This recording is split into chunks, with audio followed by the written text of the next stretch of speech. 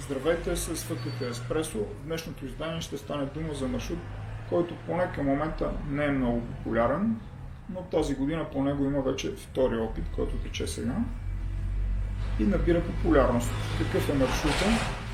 Това е маршрут, следващ българското Черноморие.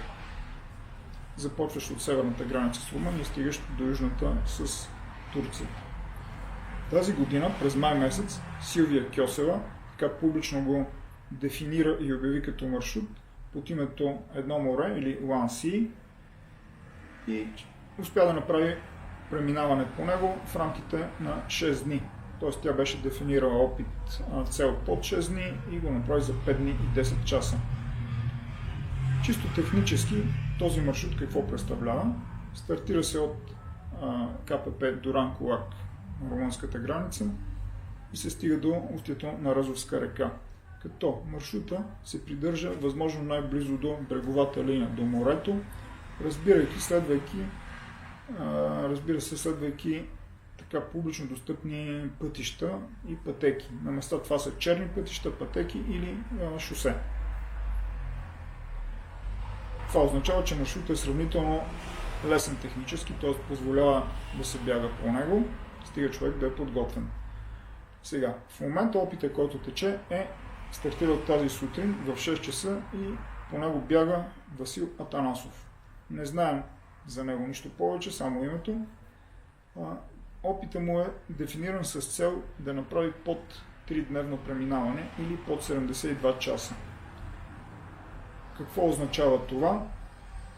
Ако маршрута приемем, че съвсем грубо е около 380-90 км, означава да бяга по около 130 км на денонощие. Това не е съвсем лесно очевидно. Просто за сравнение ще дам, че в момента протича опит за подобряване на световния рекорд на 6 дни, 6-дневно бягане, който се прави в Унгария, ще приключи след по-малко от час. И там водача или човека, който вероятно ще го подобри след 55 минути, прави около 170 км средно на ден. Тук говорим за около 130. Сега дали Васил ще успее и как се движи? Към момента той наближава на 6-тия час на Скалиакра, по-точно заливчето преди това известно като Болата, като там има аванс спрямо Силвия, но няма да правим директно сравнение, защото тук е съвсем така ясно дефиниран опит за скоростно преминаване, докато на Силвия беше по-скоро популяризиращ. В следващите дни смятам да направя още една рубрика. Васил има трансмитер от Tracksport EU, може да го следите и на fkt.bg и да правите сравнение, ако ви е интересно, спрямо опита на Силвия.